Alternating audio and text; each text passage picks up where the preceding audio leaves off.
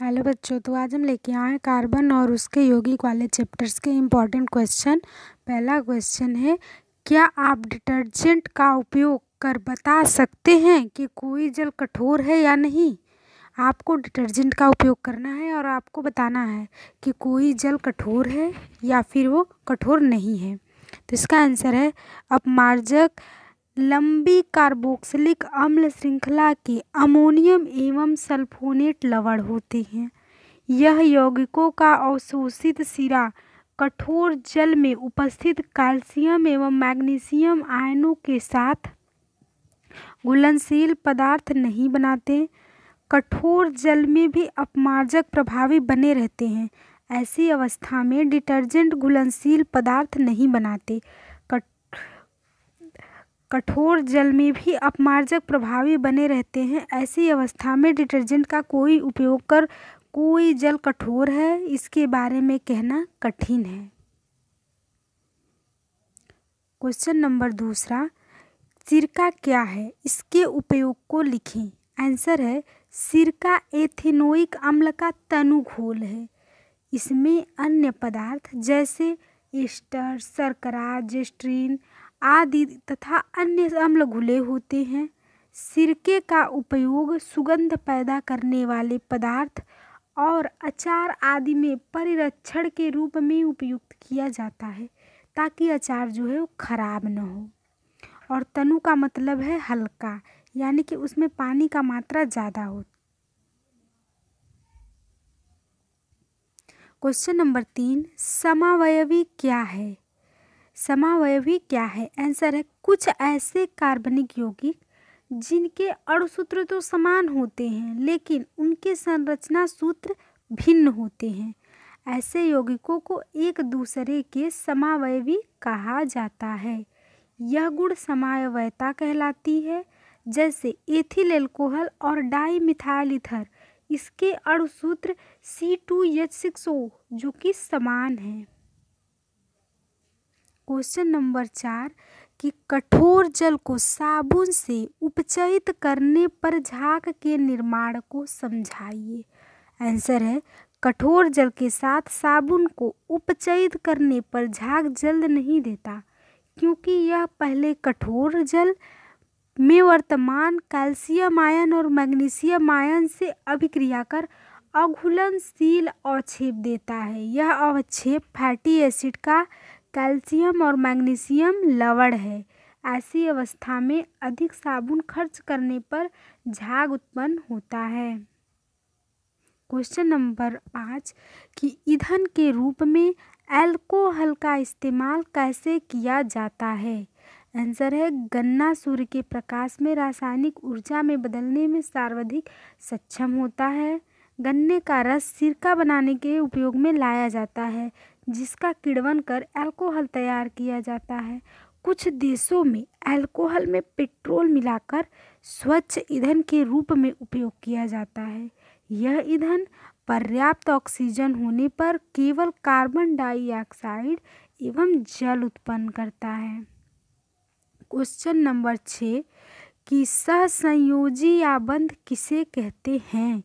Answer है दो परमाणुओं के बीच इलेक्ट्रॉन की युग्म के साझेदारी द्वारा बनने वाले आबंध सहसंयोजी आबंध कहलाते हैं।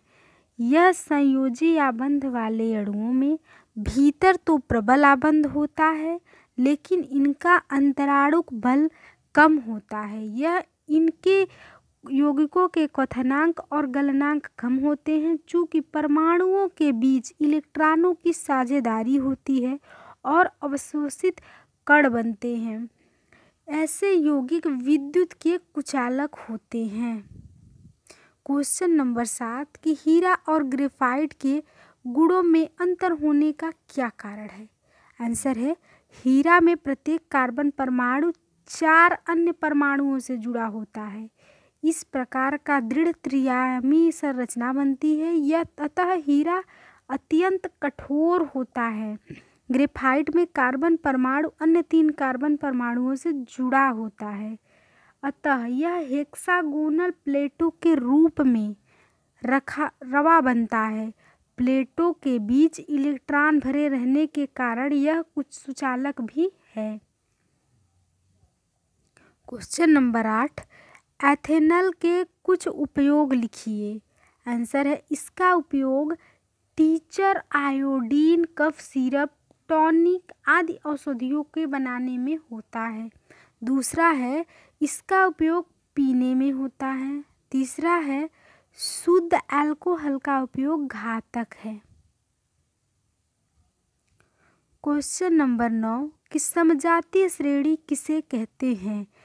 कार्बन के यौगिकों का एक ऐसा समूह जिसकी संरचनाएं तथा रासायनिक गुण समरूप होता है तथा दो क्रमागत सदस्यों के बीच CH2 का अंतर होता है, समजातीय श्रेणी कहलाता है।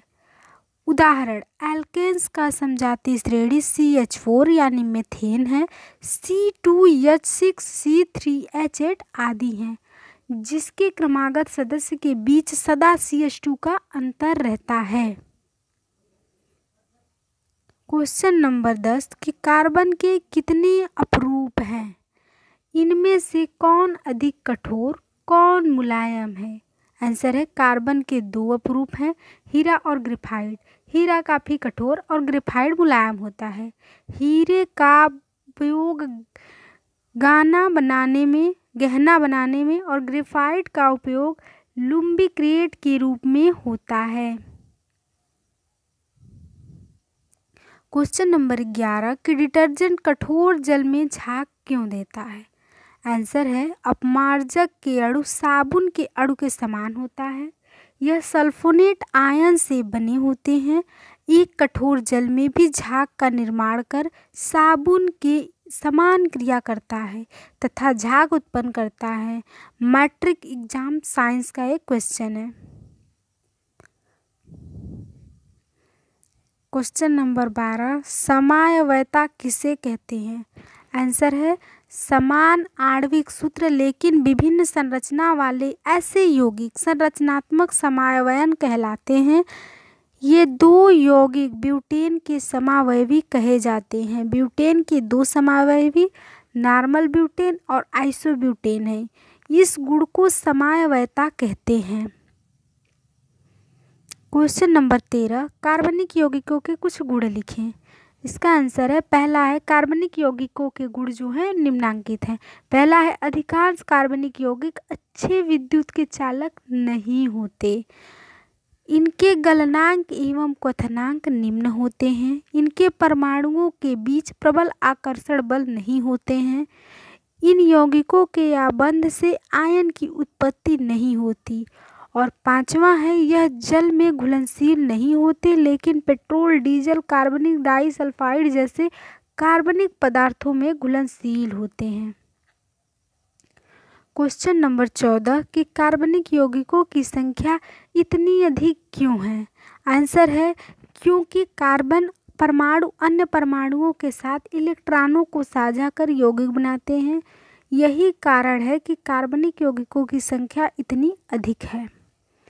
क्वेश्चन नंबर 15 कि कार्बनिक यौगिकों के क्वथनांक और गलनांक कम क्यों होते हैं? इससे इनकी प्रकृति के बारे में क्या कहा जा सकता है? आंसर है कार्बनिक यौगिकों के क्वथनांक और गलनांक निम्न होने का कारण है कि इन यौगिकों के अणुओं के बीच प्रबल बंधक नहीं होते, अतः बंधन बनाने के लिए आयनों का निर्माण करता है। क्वेश्चन नंबर 16 और लास्ट कि एथेनोइक अम्ल के भौतिक गुणधर्मों को लिखिए। आंसर है एथेनोइक अम्ल को साधारणतः एसिटिक एसिड कहा जाता है। यह कार्बोक्जिलिक अम्ल के समूह से संबंधित है। एसिटिक अम्ल के 3 से 4% विलयन को सिरका कहा जाता है। यह अचार में परिरक्षक का काम करता है। शुद्ध एथेनोइक अम्ल का गलनांक 290 केल्विन होता है। शीत के मौसम में यह कम जाता है। शीत के मौसम में जो इसका गलनांक है वो कम हो जाता है, इसलिए इसे ग्लाइसियल एसिटिक अम्ल कहा जाता है। खनिज अम्ल की तुलना में इसकी अम्लीयता जो है वो दुर्बल है। यह आयनीकृत नहीं होता, यह जल में आसानी से घुल जाता है।